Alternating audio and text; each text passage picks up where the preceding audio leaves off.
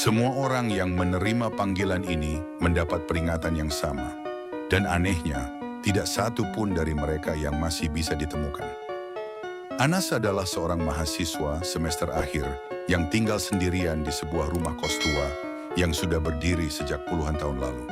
Bangunan itu terkenal murah, tetapi penghuni lama sering berganti-ganti tanpa alasan yang jelas. Meski begitu, Anas tidak terlalu memikirkan cerita-cerita aneh yang beredar. Baginya, yang penting ada tempat untuk tidur dan menyelesaikan skripsinya. Suatu malam tepat pukul 03.03 dini hari, ponselnya berdering. Nomor yang muncul tidak dikenal dan hanya berisi deretan angka yang aneh. Karena mengira itu panggilan spam, Anas langsung mematikannya dan kembali fokus mengerjakan tugas. Namun keesokan malamnya, panggilan itu kembali datang. Jamnya sama, nomornya juga sama. Kali ini Anas membiarkannya berdering hingga berhenti sendiri. Anehnya, beberapa menit kemudian ia menerima pesan singkat dari nomor tersebut. Pesannya hanya berisi satu kalimat. "Kamu belum siap." Anas menganggap itu ulah temannya yang sedang bercanda. Ia mencoba membalas, tetapi pesannya tidak pernah terkirim. Nomor itu seolah tidak benar-benar ada. Malam demi malam berlalu. Panggilan itu terus datang tepat pukul 03.03.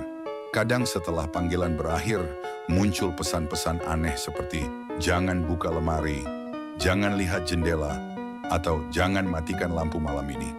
Semakin lama, Anas mulai merasa terganggu. Tetapi yang membuatnya benar-benar takut adalah ketika pesan-pesan itu ternyata selalu berkaitan dengan sesuatu yang terjadi beberapa menit setelahnya. Suatu malam ia menerima pesan "jangan lihat jendela". Karena penasaran, ia justru membuka tirai kamarnya. Tidak ada apa-apa di luar sana selain jalanan gelap. Namun saat hendak menutup tirai kembali, ia melihat sosok seseorang berdiri di ujung jalan. Sosok itu tidak bergerak, tidak berjalan, tidak melakukan apapun, hanya berdiri menghadap ke arah kamarnya. Anas mengunci jendela dan mencoba melupakan kejadian itu.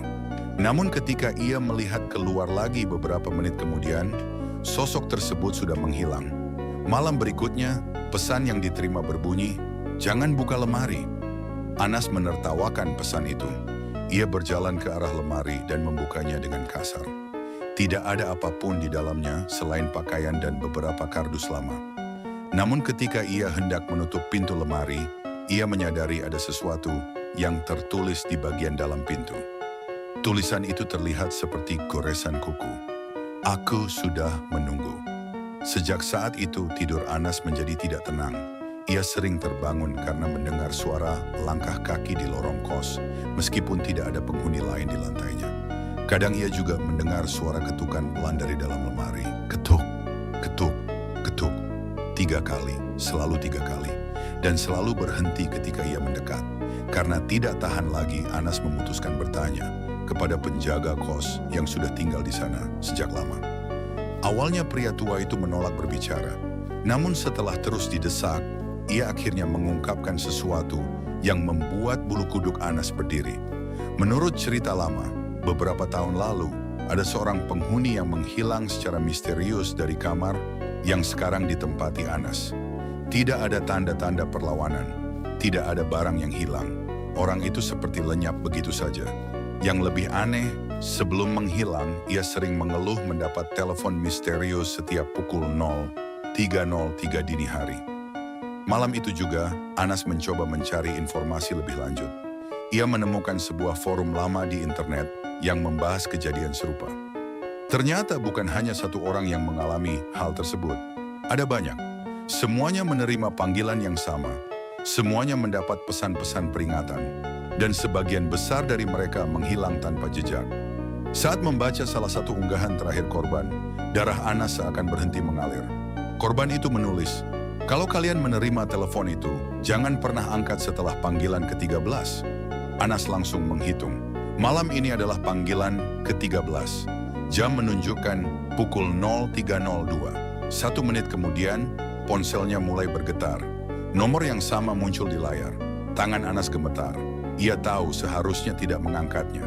Namun rasa penasaran yang selama ini menghantuinya jauh lebih besar daripada rasa takut.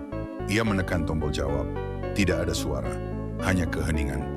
Lalu terdengar napas berat dan sebuah bisikan. Lihat ke bawah tempat tidurmu. Jantung Anas berdegup kencang. Perlahan ia menundukkan kepala ke arah bawah ranjang. Kosong, tidak ada apa-apa. Anas menghela napas lega sampai suara di telepon kembali berbicara. Bukan tempat tidur yang kamu pakai sekarang. Anas membeku karena tepat saat itu ia menyadari sesuatu. Di foto kamar lama yang ditemukan di forum tadi malam, tata letak furniturnya berbeda. Artinya, posisi tempat tidurnya saat ini bukan posisi asli kamar tersebut. Dengan tangan gemetar, ia menggeser ranjang beberapa sentimeter, lalu beberapa sentimeter lagi.